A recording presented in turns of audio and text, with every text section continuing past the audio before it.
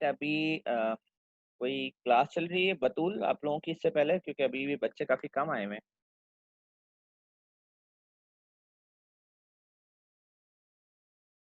जी, आवाज आ रही है बतूल आपको? खुशबख्त, राफे भाई, यूशा। जी सर, आ रही है आपकी आवाज़। अस्सलाम वालेकुम। कोई क्लास थी बेटा इससे पहले? बच्चे तो अभी सिर्फ 13 बच्चे आए हुए हैं। सर आज तो सर कमर की भी नहीं है, हमारे सेक्शन की, सेक्शन एन की। तो आज आपकी ही थी पहले मेरे ख्याल से तो। चलें स्टार्ट करते हैं, बच्चों का क्या आते रहेंगे भाई, हमारे क्या कर सकते हैं। अच्छा चलें, लास्ट क्लास में हमने काइनेटिक्स में कहाँ तक पढ़ लिया था? ग्राफिकल मेथड तो आई थिंक हो गए थे उसके, और क्वेश्चंस भी हो गए थे। अब मैं आपको दिखाता हूँ तो थोड़ा रिकॉल करके बताएं कि ये आपने कवर किया था कि नहीं।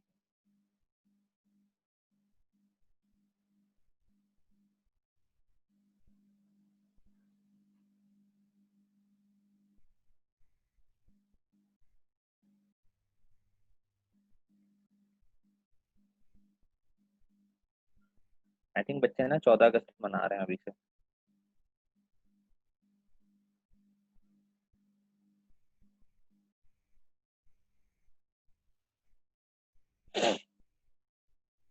अच्छा हाँ सॉरी,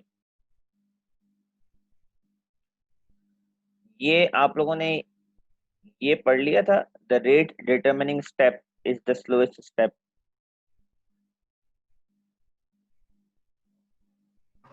नहीं नहीं नहीं।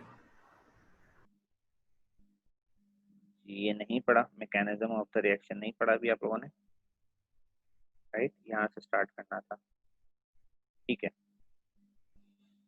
अच्छा, इस टॉपिक के अंदर हम ये डिस्कस करेंगे कि जीरो ऑर्डर का एक्चुअली मतलब क्या होता है, क्योंकि सब चीजें सही हैं सिवाय कि आपको जीरो ऑर्डर की एक्सप्लेनेशन देना बाकी है अभी।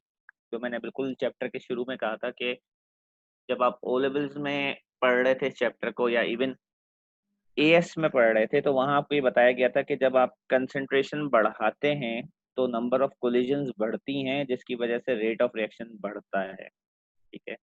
बट यहाँ आपको ये बताया जा रहा है कि एक रिएक्टेंट जिसका ऑर्डर जीरो होता है, अगर आप उसकी कंसंट्रेशन बढ़ाते हैं तो उससे रेट इंडिपेंडेंट रहता है। तो वहाँ एक क्वेश्चन मार्क ये क्रिएट होता है बच्चे के माइंड में कि कंसंट्रेशन बढ़ाने से क्या कोलिजन्स नहीं बढ़ रही? तो बिल्कुल बढ़ रही है, तो फिर रेट क्यों नहीं बढ़ रहा? क्योंकि ये वो चीज है जो हम ओ लेवल से और एएस से बच्चों की बेस बना रहे होते हैं कि कंसंट्रेशन बढ़ाने से कोलिजन्स बढ़ती हैं, जिससे रेट बढ़ता है। ऐसा पॉसिबल है कि किसी रिएक्टेंट का ऑर्डर जीरो हो जिसकी कंसंट्रेशन बढ़ाने से कोई फर्क ना पड़ता हो। तो इस टॉपिक में, जिसको रेट डिटर्मिनिंग स्टेप कहा जाता है, इसमें इसकी लॉजिकल एक्सप्लेनेशन दी जा रही है कि ऐसा कैसे पॉसिबल है, ठीक है। मैथमेटिकली तो इक्वेशन में आपने देख लिया कि पावर जीरो हो जाने से ये पॉसिबल हो जाता है मैथमेटिकल फॉर्म में, बट थियोरेटिकल फॉर्म में ये चीज कैसे पॉसिबल है, ठीक है। तो ये चीज जरा मैं आपको समझा रहा हूँ, अब यहाँ देखिएगा।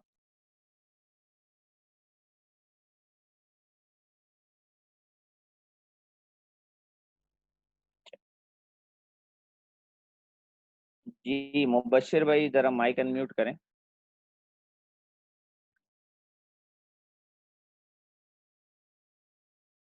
Mubashshir Ali.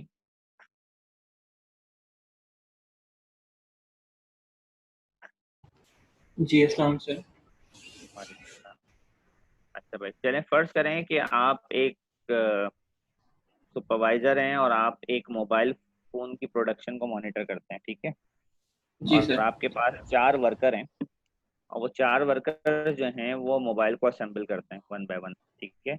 Worker number 1 mobile के कुछ पार्ट्स जोड़कर वर्कर नंबर 2 को पास करता है, जो कि फर्दर थोड़ा काम करके वर्कर नंबर 3 को देता है, और वर्कर नंबर 3 फाइनली वर्कर 4 को देता है, और फाइनल पार्ट्स लगा के आपका मोबाइल यहाँ पे आकर फिनिश हो जाता है, ठीक है। आपका जो एवरेज टाइम है हर वर्कर का, वो 1 मिनट है, कि वो 1 मिनट में अपना काम करके आगे बढ़ाता है। और ये एक ऑप्टिमम टाइम है, अच्छा टाइम है, इसका मतलब आपका प्रोसेस सही चल रहा है। तो आपका मोबाइल 4 मिनट में बन जाता है, एक मोबाइल 4 मिनट में असेंबल हो जाता है, ठीक है मुबशर भाई, जी आपने सर। इस असेंबली लाइन को मॉनिटर करना होता है। फर्स्ट करें, आपने देखा, आपने नोट किया कि मोबाइल 13 मिनट के अंदर जो है वो बन रहा है इंस्टेड ऑफ यूजुअल 4 मिनट्स। आप समझ गए कहीं पे प्रॉब्लम आ रही है। ठीक जी है, सर। अब आपको अपने 4 वर्किंग स्टेशन को मॉनिटर करना है। जब आप अपने वर्किंग स्टेशन 1 पे गए और आपने उस बंदे को काम करते हुए देखा, तो वो अपना काम 1 मिनट में कर रहा था, आपने उसको टिक लगाया, आगे चले। जब आप वर्किंग स्टेशन नंबर 2 पे गए, तो आपने देखा कि वो बंदा जो है वो अपना काम 10 मिनट्स में कर रहा है, जबकि उसको वो काम 1 मिनट में करना था। तो आपने कहा कि ये स्लो है, काम अब स्लो कर रहा है। सही है मुबशर भाई। जी फिर सर। वर्कर नंबर 3 के पास आप गए, वो अपना काम 1 मिनट में कर रहा था। वर्कर नंबर 4 अपना काम 1 मिनट में कर रहा था। तो वजह से टोटल टाइम आपका 13 मिनट आ रहा था। सही ओके। है, समझ में आ रही है बात। जी सर। अब अगर मैं आपसे कहूं कि अगर आपको अपने प्रोसेस को 13 मिनट से 4 मिनट पे लेकर आना है, या और इसका टाइम कम करना है, 13 मिनट से 10 मिनट, 5 मिनट, 6 मिनट, फास्ट करना है मतलब अपने प्रोसेस को, जी सर। तो आपको इनमें से किस वर्कर को फास्ट करना चाहिए? सेकंड वाले को ही करेंगे फर्स्ट। क्योंकि 1 और 3 और 4 वाले तो अपना काम बिल्कुल तेजी से कर रहे हैं, उनको मजीद फास्ट किया नहीं जा सकता क्योंकि वो ऑप्टिमम काम कर रहे हैं वैसे ही। अगर आप कर जी भी सर। लेंगे तो सेकंड्स का फर्क पड़ेगा, क्योंकि वो 60 सेकंड्स में अपना काम कर रहे हैं, जो कि बहुत अच्छा है। अगर आप जी। उनको थोड़ा सा बोलेंगे कि भाई काम और तेज करो, तो 50 सेकंड में कर लेंगे वो अपना काम। और तो ऑप्टिमम वो नहीं ला सकते ना, और ऑलरेडी ऑप्टिमम आया हुआ है उनका। तो आपका जी ओवरऑल सर। प्रोसेस 5-10 सेकंड कम होगा तो क्या फर्क पड़ेगा? जी भी नहीं। तो आपका प्रोसेस तभी फास्ट होगा जब आप किसकी स्पीड को एडजस्ट कर सके, फास्ट कर सके, सेकंड जो वाली स्लो को। है, जो असल में स्लो है, जिसकी वजह से डिले पैदा हो रहा है।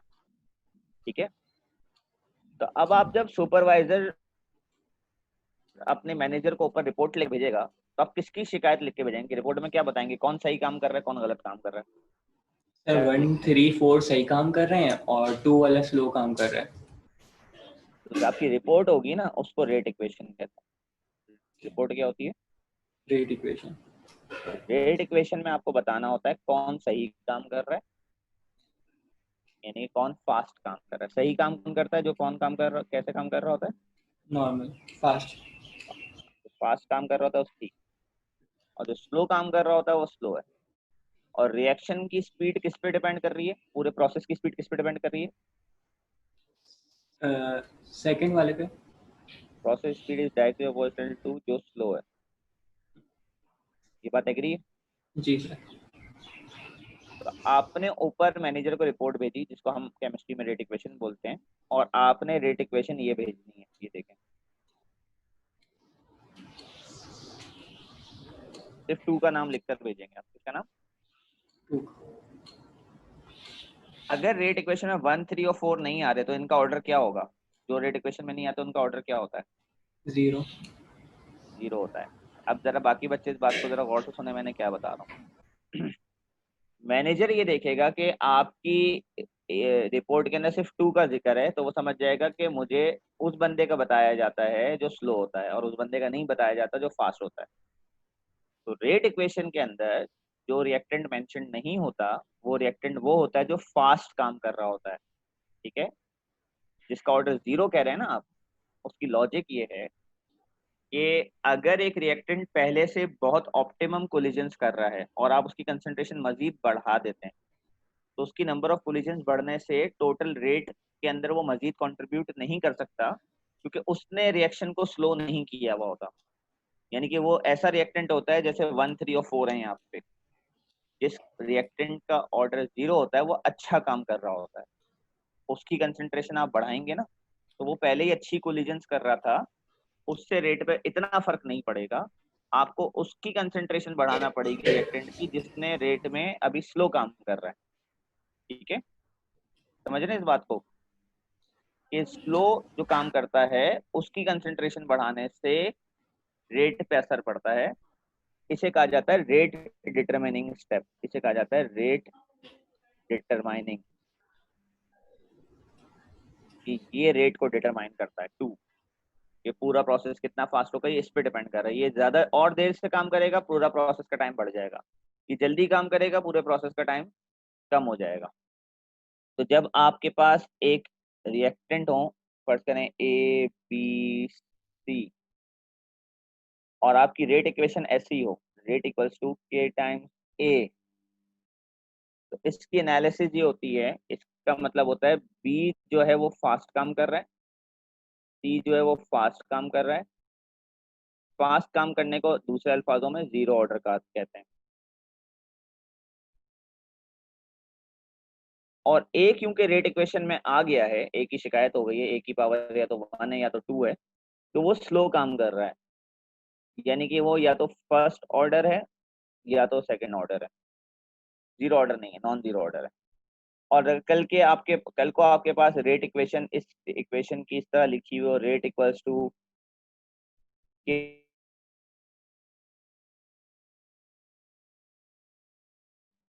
उसकी एनालिसिस क्या बनेगी, सी जो है वो फास्ट काम कर रहा है और उसका ऑर्डर जीरो, बाकी ये दोनों ए और बी जो है ना वो स्लो काम कर रहे हैं और वो नॉन जीरो है ऑर्डर्स। ये बात सबको समझ में आई बेटा? जरा चैट में लिखकर बताएं अगर सबको समझ में आ गई। किसी को कोई प्रॉब्लम है तो वो जरा माइक खोल के डिस्कस कर ले अभी।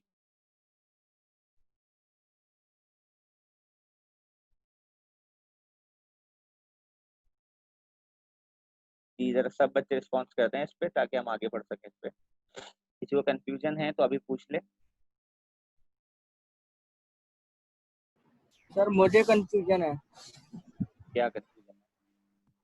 सर मुझे शुरू से समझ नहीं आया। तुमने ज्वाइन कब की क्लास? सर मैंने थोड़ा मतलब लेट ज्वाइन किया था। अब रिकॉर्डिंग देखना बेटा, लेट का तो कुछ नहीं कर सकते। क्यों आए मतलब लेट? बस सर 10 मिनट बाद ज्वाइन किया था। बेटा बाकी बच्चों का टाइम वेस्ट होता है ना, आपको ये बात समझना पड़ेगी थोड़ा सा। ठीक है सर।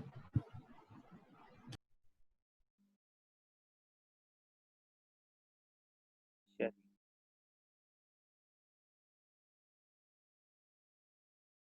जो भी क्लास में टाइम पे पार्टिसिपेट करें आप पूछें, कोई ऐसा इशू नहीं है, पर पहले अपना प्राइमरी इशूज आप बच्चे सॉल्व करें। एज ए रिस्पॉन्सिबल आप लोगों को काम करना पड़ेगा। आपको पता है ऑनलाइन क्लासेस का भी कुछ भरोसा नहीं कब तक चलती है, ठीक है? तो अभी हम पासिपर्स के ऊपर चल रहे हैं और मैं आपको ये टॉपिक समझाता हूँ कि कैसे क्वेश्चन इसके ऊपर आते हैं।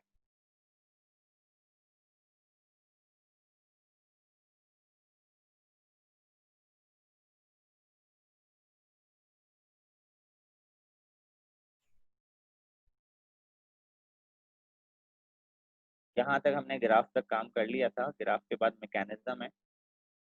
जी राफे जाहिद भाई माइक अनम्यूट करें जरा अपना।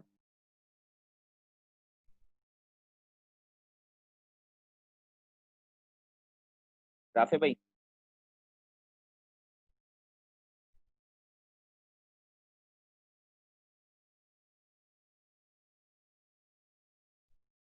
राफे जाहिद साहब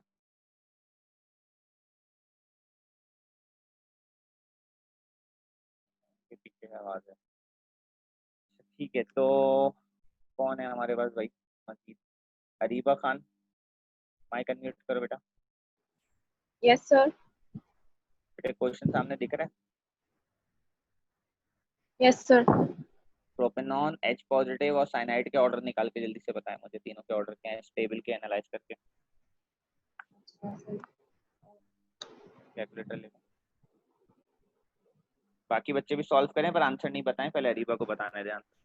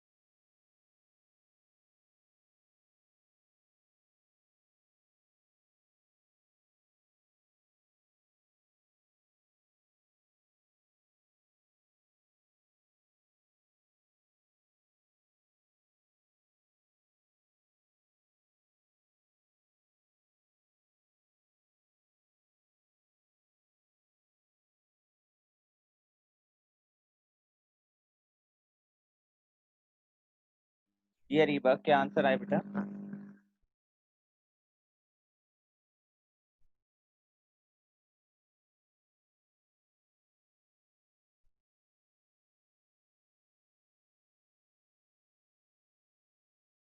अरीबा आंसर आ गए?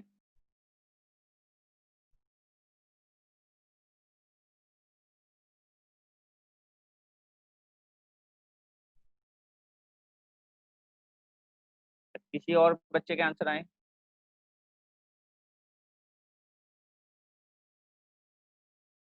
तो आंसर बताएं, क्या आंसर आ रहे हैं ऑर्डर?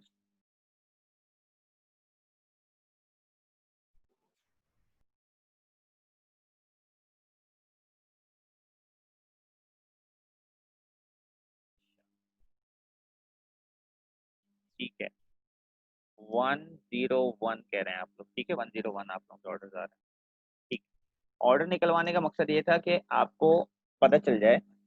वन जिसको आप कह रहे हैं ना, ये याद रखिएगा वो स्लो काम करेगा। जिसको आपने जीरो का है ना, याद रखिएगा वो फास्ट काम कर रहा है, मतलब वो अच्छा काम कर रहा है। और जिसको फिर आप वन कह रहे हैं, मतलब वो स्लो काम कर रहा है। तो जो आपकी रेट इक्वेशन बन रही है, जो आपकी रिपोर्ट बन रही है, वो ये बन रही है कि भाई प्रोपेनॉन स्लो काम कर रहा है और साइनाइड स्लो काम कर रहा है। और आपकी रिपोर्ट में एच पॉजिटिव का जिक्र नहीं आ रहा क्योंकि वो फास्ट काम कर रहा है। ठीक है, इस बात को ध्यान में रखते हुए ये मैकेनिज्म समझिए कि बताएं काम किस तरह हो रहा है। ये पार्ट पढ़ें जरा और मुझे बताएं, ए सही मैकेनिज्म है, इस तरह काम हो रहा है या इस तरह काम हो रहा है? सोचें जरा थोड़ा सा। आपने क्या करना है, ये चेक करने के लिए किसी भी स्टेप के ऊपर स्लो लिख कर देखना है। इसके ऊपर स्लो लिख कर देखें कि क्या इसके अंदर जो चीजें आ रही हैं वो आपकी रेट इक्वेशन के हिसाब से सही हैं। इसके ऊपर स्लो लिख कर देखें, फिर इसके ऊपर स्लो लिख कर देखें, इसके ऊपर स्लो लिख कर देखें। कोई एक मैकेनिज्म सही है ए या बी और दूसरे में एक बात गलत है, वो ढूंढें, फिर मैं आपको बताता हूँ। जिसको आंसर समझ में आ जाए वो बता दें, फिर मैं आपको एक्सप्लेन करूंगा।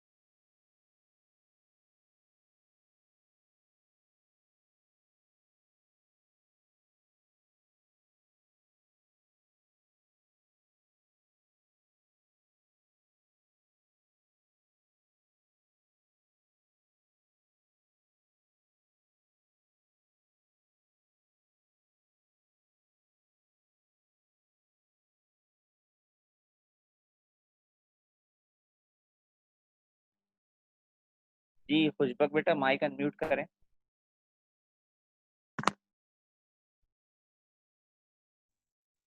अस्सलाम वालेकुम सर। क्या कुछ समझ में आ रहा है? जी क्या थोड़ा थोड़ा। नहीं, um, मैकेनिज्म ए और बी में से क्या समझ में आ रहा है?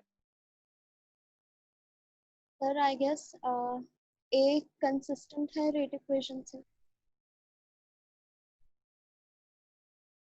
अच्छा, मैं आपको बताता हूँ मैं क्या एक्सपेक्ट कर रहा था आप लोगों से। आपने ये रेट इक्वेशन लिख ली है, ये देखें जहाँ मैंने लाइन बनाई है।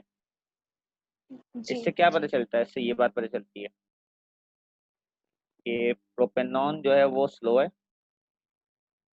एच पॉजिटिव फास्ट है और साइनाइड भी स्लो है। ये बात पता चल गई? जी आप सब लोग सुने कि हम अप्रोच कैसे करते हैं मैकेनिज्म को। हमें पहले से एक्सपेरिमेंट करने से, एक्सपेरिमेंट हमने किया, एक्सपेरिमेंट से हमें वो टेबल मिला। जब लैब में एक केमिस्ट किया होगा तो उस केमिस्ट ने इन 3 रिएक्टेंट्स के साथ एक्सपेरिमेंट किए होंगे, वो जो टेबल बनाए। उस एक्सपेरिमेंट से उसने रेट इक्वेशन बना ली। रेट इक्वेशन बनाने से वो प्रिडिक्ट कर देगा कि मैकेनिज्म कैसे होगा। जो आप ऑर्गेनिक केमिस्ट्री में मैकेनिज्म पढ़ते हैं ना, वो ऐसे बनाते हैं ये लोग मैकेनिज्म। ठीक है, अब जरा ए देखें, ए गलत मैकेनिज्म क्यों है? अगर मैं ए के पहले स्टेप को स्लो कहता हूँ तो ये गलत इसलिए हो जाएगा क्योंकि इसमें कौन आ रहा है, बताएं जरा आप कुछ वक्त, इसमें कौन आ रहा है H positive. और उसको कहाँ आना चाहिए, Second step. उसको फास्ट में आना चाहिए। जी. ठीक है, अब मैं इसके ऊपर स्लो हटा के फास्ट ले लेता हूँ, चलें। क्योंकि मैं चाह रहा हूँ कि एच पॉजिटिव किस में आए, Fast. जी किस में आए, क्योंकि उसका ऑर्डर। 0 है. अब अगर आप इसके बाद फास्ट लिखते हैं तो ये एच पॉजिटिव के हिसाब से तो गलत सही हो जाएगा, पर ये बराबर में कौन है, Propanol. इसके हिसाब से गलत हो जाएगा क्योंकि प्रोपेनॉन को कहाँ आना था। Slow में. तो उसका कंक्लूजन ये है कि जब आप ये डिसाइड कर चुके हों कि एक रिएक्टेंट स्लो है और एक रिएक्टेंट फास्ट है तो वो दोनों एक साथ आ ही नहीं सकते ना। प्रोपेनॉन क्या है, स्लो, एच पॉजिटिव क्या है, फास्ट। तो दुनिया का हर वो मैकेनिज्म गलत होगा जिसमें प्रोपेनॉन किससे रिएक्ट कर रहा हो, एच पॉजिटिव से। क्यों क्यों, इस स्टेप को क्या बोलेंगे फिर आप, एच पॉजिटिव के हिसाब से फास्ट बोलेंगे तो प्रोपेनॉन के हिसाब से गलत है, प्रोपेनॉन के हिसाब से स्लो बोलेंगे तो एच पॉजिटिव के हिसाब से गलत है। तो मैकेनिज्म्स ऐसे डिजाइन किए जाते हैं कि जब उन्हें ये पता चल जाता है कि कौन स्लो है कौन फास्ट है तो वो चीजें एक स्टेप में नहीं आती कभी। जो स्लो है वो अलग स्टेप में पार्टिसिपेट करेंगे, जो फास्ट है वो अलग स्टेप में पार्टिसिपेट करेंगे। ये बात समझ में आई कुछ बात आपको। जी सर. अब मैकेनिज्म बी में जरा देखिए, बी में ये दोनों कौन है, Slow. ये वो है स्लो है, इसलिए हम इस स्टेप के ऊपर सेफली क्या लिख सकते हैं, स्लो, और ये जस्टिफाई हो जाएगा। और नीचे अगले स्टेप में एच पॉजिटिव और अगले स्टेप में हम क्या लिख सकते हैं, फास्ट, और उसमें जी. प्रोपेनॉन और साइन।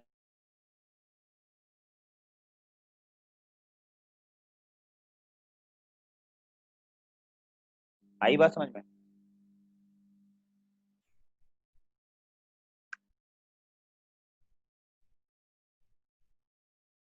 इसका आंसर देखें बेटा, आंसर देखें।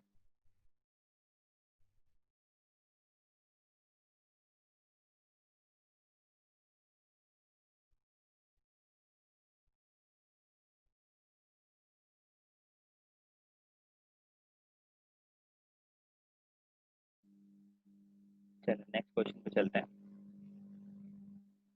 जी यूशा भाई माइक अनम्यूट करें जरा। सर पहले पहले उस सवाल का मुझे एक क्वेश्चन है सर कि जी, मैकेनिज्म बी का जो पहला रिएक्शन है उसका प्रोडक्ट हमें कैसे पता चलेगा कि स्लो या फास्ट है। प्रोडक्ट से क्या करना है हमें, तो एरो के ऊपर बताना है कि रिएक्शन दो स्टेप है या फास्ट स्टेप है। ठीक है। कितने स्टेप्स हैं आपके पास पर मैकेनिज्म, 2। एक ने स्लो होना है एक ने फास्ट होना है, एग्री। पहले से डिसाइडेड है कि स्लो स्टेप में कौन आएगा, कौन आएगा स्लो स्टेप में, स्लो ये प्रोपेनॉन और साइनाइड। वो आ रहे हैं मैकेनिज्म बी में पहले स्टेप में साथ, वही स्लो बन गया। एच पॉजिटिव को कहाँ आना चाहिए, फास्ट स्टेप में, क्योंकि उसका ऑर्डर 0 है, वो सेकंड स्टेप में आ रहा है और उसमें पहले स्लो वाला कोई नहीं आ रहा, जो प्रॉब्लम मैकेनिज्म ए के अंदर थी। ठीक है ठीक है। कॉमन सेंस की बात यह है कि जिनको आप स्लो डिटरमाइन कर चुके हों वो कभी भी फास्ट वालों के साथ सेम स्टेप में अपेयर नहीं होना चाहिए, वरना उस स्टेप का नाम क्या रखेंगे आप।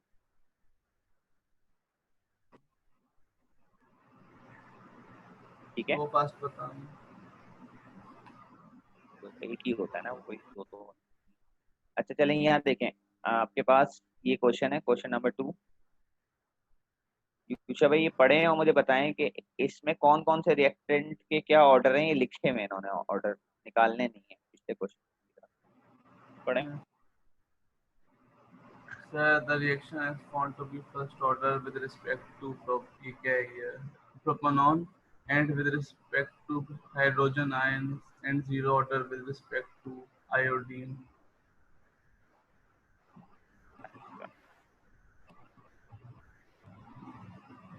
ऑर्डर याद रखिएगा अपने पास, किस किस का 0 है? किसका 0 है? आयोडीन का 0 है, बाकी प्रोपेनॉन और हाइड्रोजन का 1 है। इसका मतलब है प्रोपेनॉन और हाइड्रोजन एक ही साथ आना चाहिए, और किस स्टेप में आना चाहिए? जी, प्रोपेनॉन हाइड्रोजन एक साथ होने चाहिए। और उस स्टेप कैसा होगा, फास्ट या स्लो? स्लो। और एच पॉजिटिव आयोडीन अलग आना चाहिए, और वो स्टेप क्या होगा? होगा फास्ट। होगा फास्ट। अब जरा यहाँ देखकर मुझे बताएं कौन सा मैकेनिज्म सही है। Iodine propanone hydrogen, sir B होगा, स्लो है।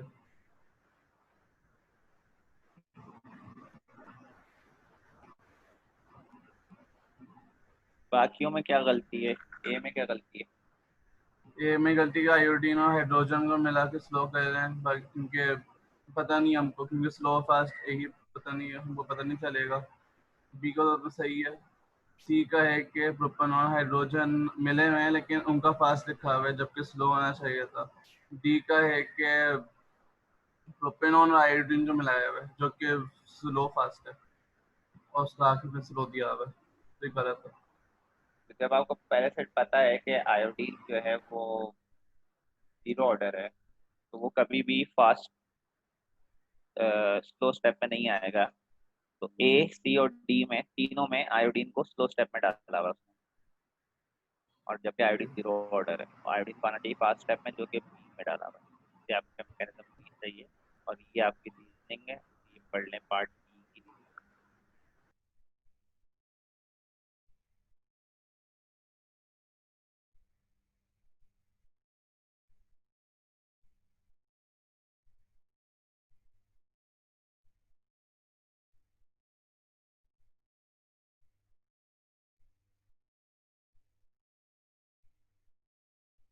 ठीक है, यहाँ तक क्लियर है बेटा आप लोगों को सबको?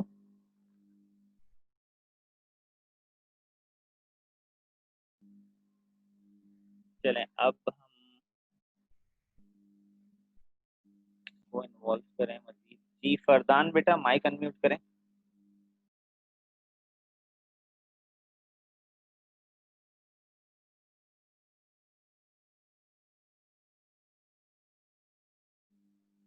जी फरदान।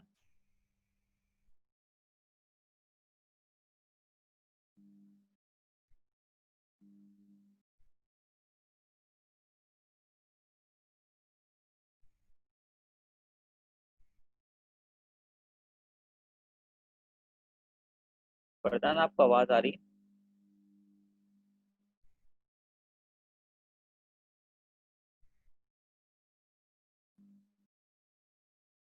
हसान बिन कामरान माइक अनम्यूट करो बेटा।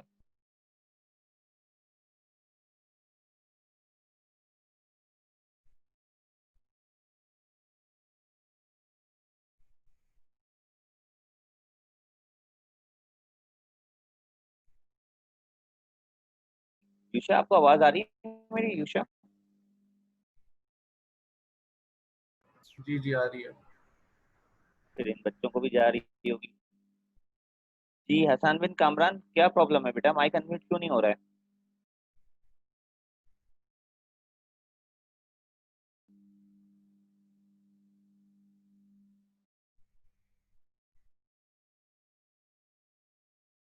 ठीक।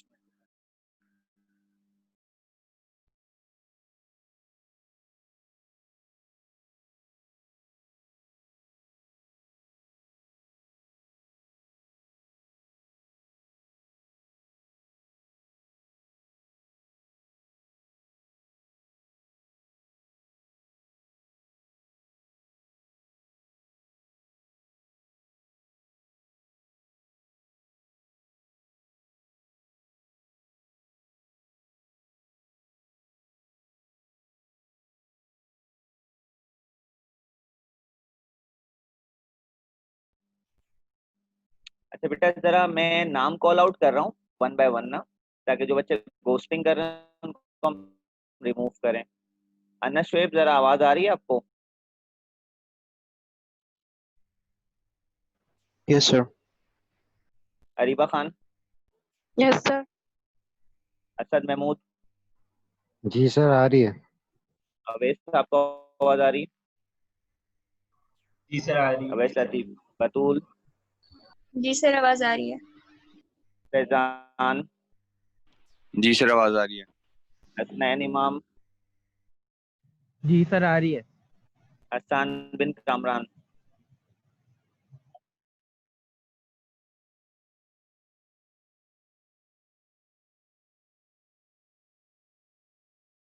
जी इब्राहिम रियाज, जी सर आ रही है।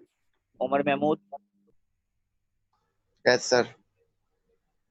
जी मोहम्मद, हेलो जी सर। हसन आसिम,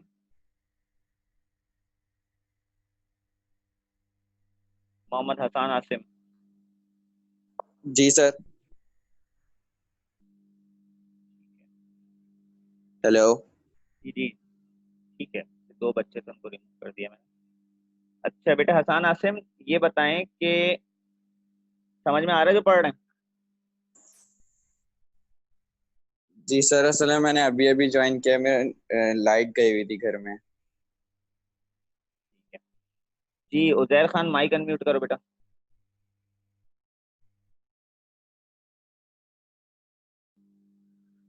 उजैर,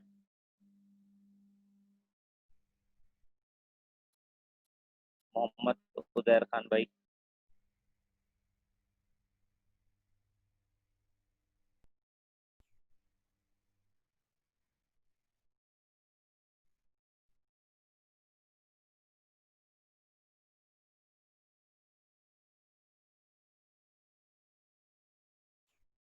ठीक है, अवेश रियान,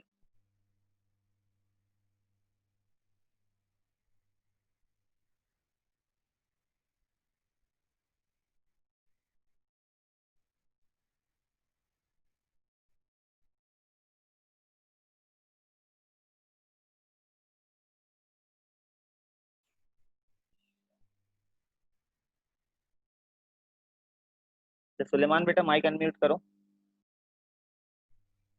अस्सलाम वालेकुम सर। वालेकुम सलाम। जी। अच्छा बेटा ये क्वेश्चन सामने दिख रहा है? जी सर। अच्छा इसमें इन्होंने क्या किया है, क्वेश्चन को जरा समझें। इन्होंने एक ओवरऑल इक्वेशन दी हुई ऊपर, H2O2 plus 2I negative plus 2H positive, ठीक है। जी। इन्होंने कहा है कि अभी हमें ये नहीं पता था कि इनके ऑर्डर्स क्या हैं, ये लिख दिया। एक H2O2 का ऑर्डर A बोल रहे हैं, ये I नेगेटिव का ऑर्डर B बोल रहे हैं, और H पॉजिटिव का ऑर्डर C बोल रहे हैं। जी सर। ठीक है, ये वाला पार्ट कर रहे हैं हम B। B का जी। बहुत गहरा ताल्लुक है इन 3 स्टेप्स से। जी सर। वो ये कह रहा है कि अगर स्टेप 1 स्लो हुआ, यानी कि बाकी 2 फास्ट हो जाएंगे फिर, जी। तो बताओ A, B और C की वैल्यूज क्या होना चाहिए? अगर स्टेप 1 सबसे स्लो है, आराम से सोचें, स्लो और फास्ट का कॉन्सेप्ट दिया मैंने आपको।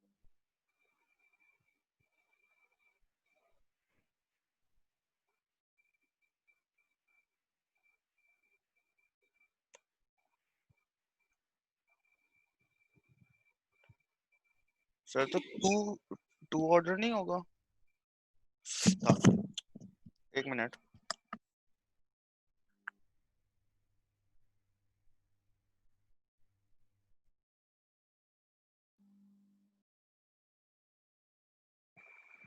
हाँ हाँ सर।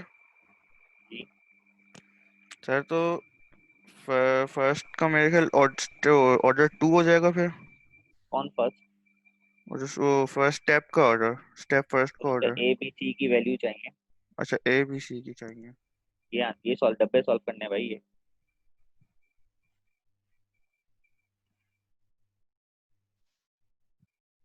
पता नहीं मुझे, एक दफा वापस से करना पड़ेगा पूरा, नहीं समझ में आ रहा था मुझे। मोहम्मद महमूद सारिम भाई, अस्सलाम वालेकुम सर।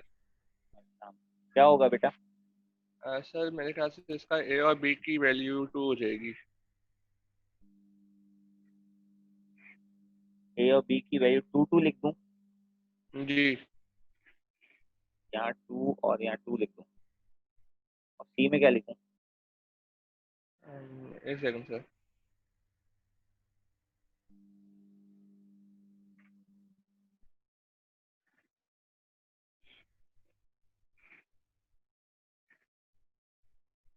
मेरे ख्याल से इसको हाँ 0 लिख दें। जी बतूल, माइक अनम्यूट करें जरा। जी सर, क्या मुझे नहीं ख्याल है? समझ में आ रहा। हेलो आप सर, ये मुझे नहीं बताओ, समझ। तुम्हें ये समझ में आया कि स्लो कौन होता है और फास्ट कौन होता है? जी सर, वो समझ में आ गया। बताएं जरा, हम वहीं से सॉल्व करेंगे। बताएं। ये देखो, मैं 2 कॉलम लिखता हूँ तुम्हारे लिए, ऑर्डर और स्पीड। जो स्लो है वो वही है ना जो ये लिखे हैं कि आगे लिखे हैं, वो सारे रिएक्टेंट स्लो हैं। एक एक कितने ऑर्डर हैं आपके पास?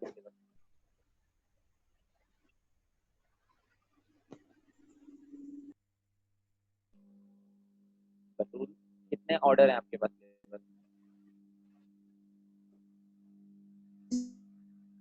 2 0 1। अगर किसी का ऑर्डर 0 होगा तो स्पीड क्या होगी?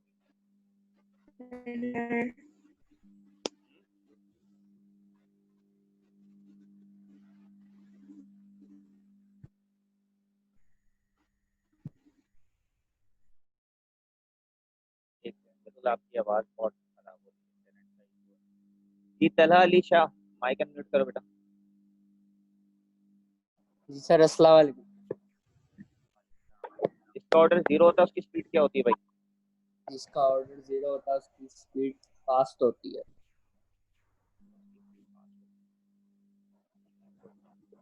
और जिसका ऑर्डर 1 होता है? 1 और 2 होगा तो फिर वो स्लो होगा। अब बात ये कि 1 और 2 डिसाइड कैसे होगा ये तो मैं बता रहा हूँ, पर एटलीस्ट इतनी बात तो क्लियर है ना कि जिसका ऑर्डर 0 होगा वो फास्ट स्टेप में होगा, जी। और जिसका ऑर्डर 0 नहीं होगा वो स्लो स्टेप में होगा। ठीक है भाई? चला भाई, जरा स्टेप 1 देखें। जी। अगर मैं इसको स्लो बोल देता हूँ जी। तो उसमें जो जो है वो क्या हो जी। जाएगा? फास्ट हो जाएगा, स्लो हो जाएगा?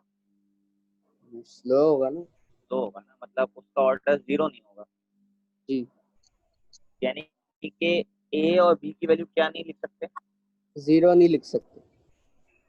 और इस स्टेप में कौन सा रिएक्टेंट नहीं है? आपकी आवाज नहीं आई। इस स्टेप 1 में कौन सा रिएक्टेंट नहीं है? 3 रिएक्टेंट है ना, कौन नहीं है इस स्टेप में? हाइड्रोजन का आयन नहीं है। तो यानी कि अगर स्लो स्टेप में हाइड्रोजन आयन नहीं है तो वो फास्ट स्टेप में, यानी कि स्टेप फास्ट स्टेप। जी। और अगर वो फास्ट स्टेप में तो डेफिनेटली उसका ऑर्डर तो 0 है। जी। तो सी की वैल्यू तो डेफिनेट है। ठीक है जी। बतूल, अब समझ में आया कुछ?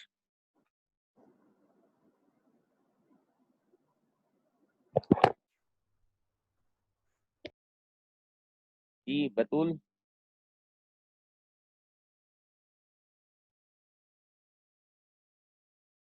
शॉर्ट हो गए। अच्छा, अब सवाल है कि H2O2 और I नेगेटिव की वैल्यूज क्या है? अब ऑब्वियसली वो 0 नहीं है, ये बात तो कंफर्म है, क्योंकि वो स्लो स्टेप में है, और जो स्लो स्टेप में होता है उसकी वैल्यू नॉन जीरो होती है। अब सवाल ये है कि वो 1 है या 2 है, तो जवाब है वो वैल्यूज 1 है। और वो हमें कैसे पता चलता है? कि अगर यहाँ पर 2 मोल लिखे होंगे ना, 2 मोल, तो आप वैल्यू 2 लिखेंगे। अगर 1 मोल लिखा हुआ तो आप वैल्यू 1 लिखेंगे। जितने मोल लिखे हुए हैं वो वैल्यू लिखेंगे। कभी भी यहाँ 3 मोल नहीं लिखे हुए होंगे, क्योंकि आपके पास कोई 3 वैल्यू नहीं है। अगर 1 मोल लिखा हुआ है तो वैल्यू 1 लिखते हैं, और अगर 2 मोल लिखे हैं तो वैल्यू 2 लिखेंगे आप, क्योंकि मोल 1 लिखा हुआ है, जितने मोल लिखे हुए होंगे वो वैल्यू होगी यहाँ। ये बात समझ में आई सबको? बताएं जरा सब लोग, ये स्टेप समझ में आया सबको?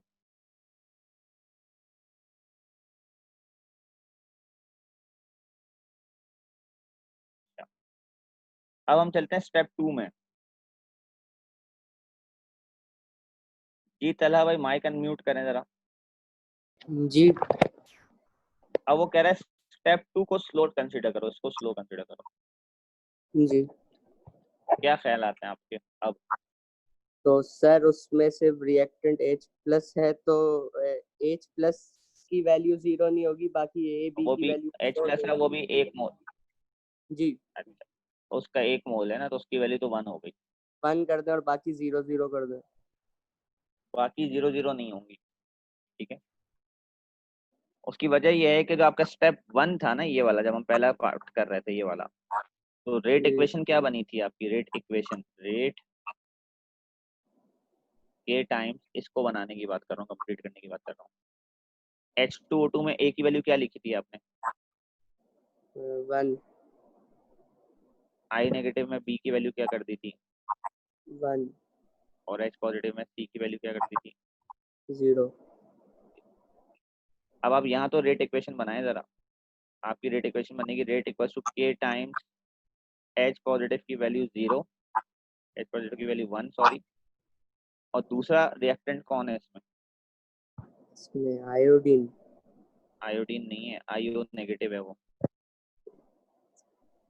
तो सवाल है कि आयो नेगेटिव तो रिएक्टेंट ही नहीं है। जी रेट इक्वेशन में कौन आते हैं? रिएक्टेंट्स ही आते हैं। आईओ नेगेटिव रिएक्टेंट है आपका?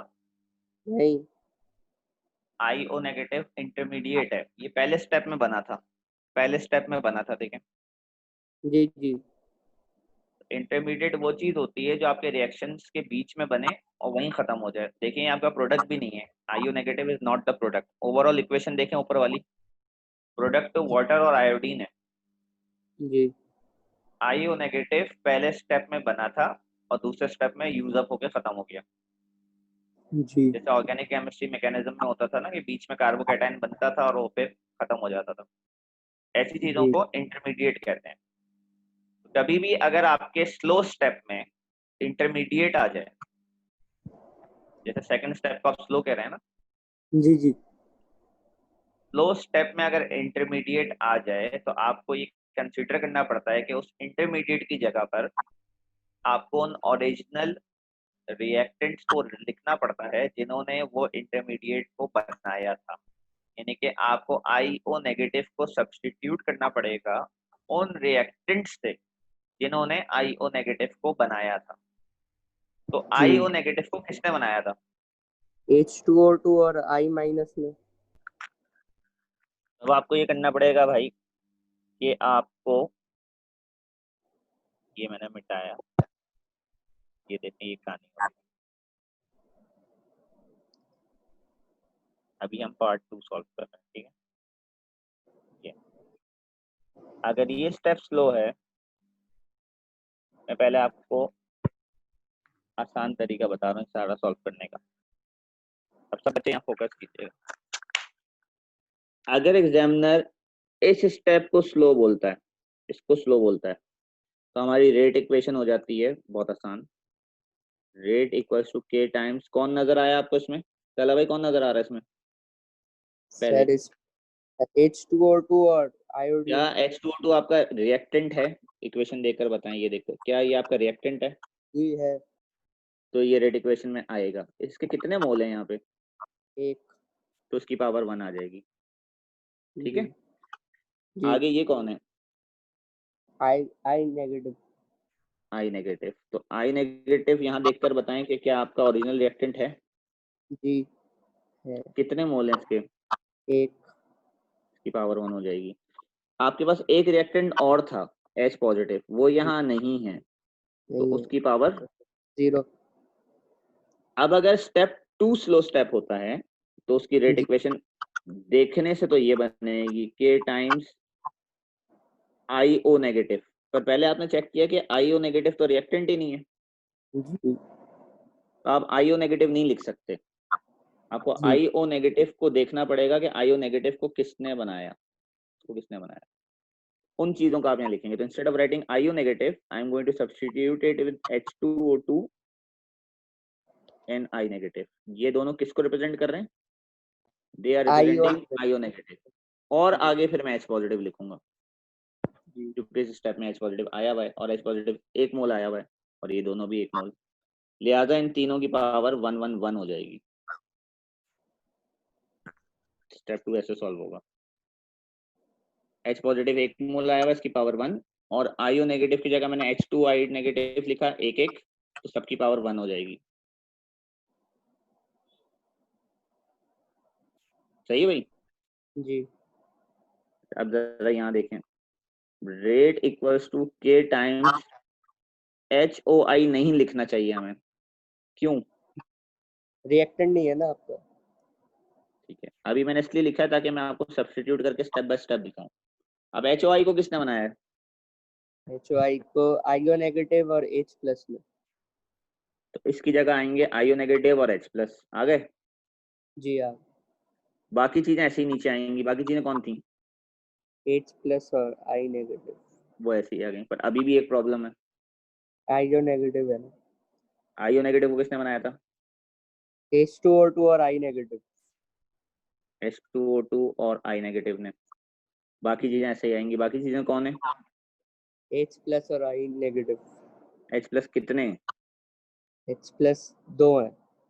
तो बेस सेम, पावर ऐड हो गई। क्या लिख दूं? 2। और आई नेगेटिव एक और है, तो बेस सेम, पावर ऐड हो गई। तो आपकी रेट इक्वेशन क्या बन गई? फाइनल। ये बनी जी। तो पावर्स क्या हुई आपकी? 1 2 2। जी।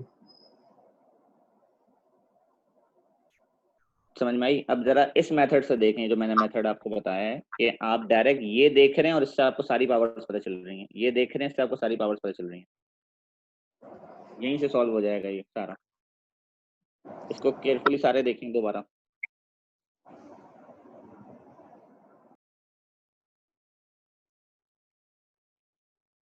जी यूशा भाई, समझ में आया ये क्या हो रहा है?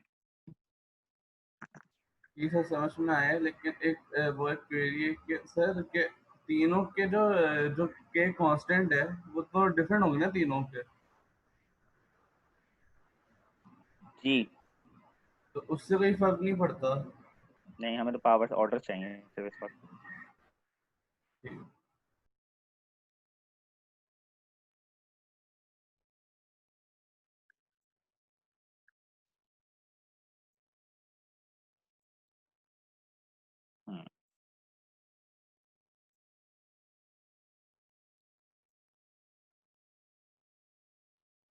जी, बाकी कोई बच्चा पूछना चाहे, कोई बात ना समझ में आई हो?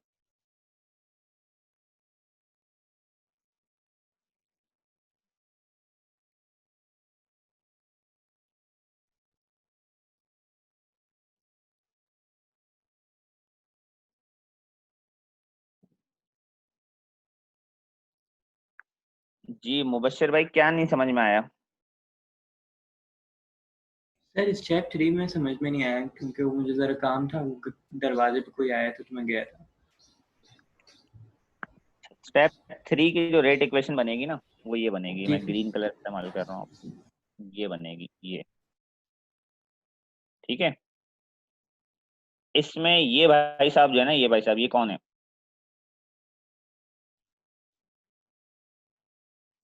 ये रिएक्टेंट है नहीं HOI। सर, क्या है? सही इंटरमीडिएट है। इसको सब्स्टिट्यूट किससे करेंगे हम?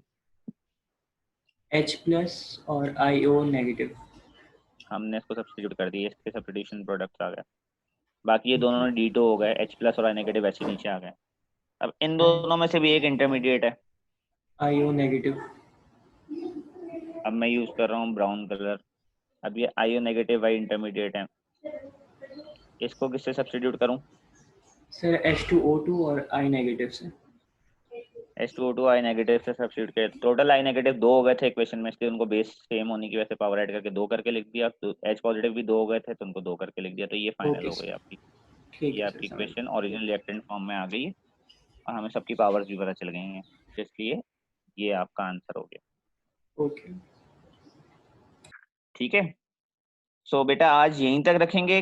इंशाल्लाह मंडे को जब आपकी क्लास होगी तो मैं इसका लास्ट टॉपिक पढ़ाऊंगा, और फिर मैं पहले इसकी ना वीडियो सीरीज अपलोड करूंगा, क्योंकि बीच में हो ये रहा है कि इसके अंदर गैप्स आ रहे हैं चैप्टर के अंदर ना। तो पहले हम इसको एक दफ़ा फ्लो में सही से रिवाइज करके इसका एक टेस्ट करके सारे पास से बस ख़त्म करके फिर मैं नेक्स्ट चैप्टर पे जाना चाहूँगा। हमें कोई जल्दी नहीं है, हम वैसे ही अभी यूजुअली तो सिलेबस स्टार्ट होता है, तो एक चैप्टर को पहले सही से ख़त्म करेंगे, इसका सारे पास से पास करेंगे, टेस्ट लेंगे, फिर आगे बढ़ेंगे। तो मंडे को इंशाल्लाह इसको ख़त्म करते हैं, और मंडे से फिर दोबारा से इसका एक रिवीजन सीरीज स्टार्ट करेंगे विद वीडियोस, वीडियो लेक्चर, जो मैं दोबारा से शुरू से इसको वीडियो के थ्रू पढ़ाऊंगा। जैसे गूगल क्लासरूम पे मैंने एनर्जेटिक्स की वीडियोस अपलोड की थी, काइनेटिक्स की करूंगा, फिर आप पास पेपर्स मेरे सुपरविजन में करने के बाद फिर आप एक टेस्ट दीजिएगा इसका, ठीक है। पर असाइनमेंट हो सकता है आपको पहले मिल जाए स्कूल की तरफ से, सही है। चलें, अल्लाह हाफिज। सर जी बेटा जी। Sir number of moles order क्यों डिसाइड कर रहे हैं? फिर कुछ ऑर्डर्स फ्रैक्शंस में भी होते हैं, तो फिर क्या फ्रैक्शनल मोल्स होंगे? वो सिलेबस में नहीं है, बट फ्रैक्शनल ऑर्डर्स जो होते हैं ना, उनके मैकेनिज्म इस तरह के सीधे साधे नहीं होते हैं, उसको समझने के लिए एक अलग अप्रोच है पूरी। ओके, ठीक है बेटा तो सर मोल्स डिसाइड कर रहे हैं ऑर्डर? जी। मोल्स ऑर्डर क्यों डिसाइड कर रहे हैं? क्योंकि जो जितनी क्वांटिटी में होगा उसका उतना असर होगा ना, उतनी ज़्यादा कोलिजन होंगी उसकी। ओके।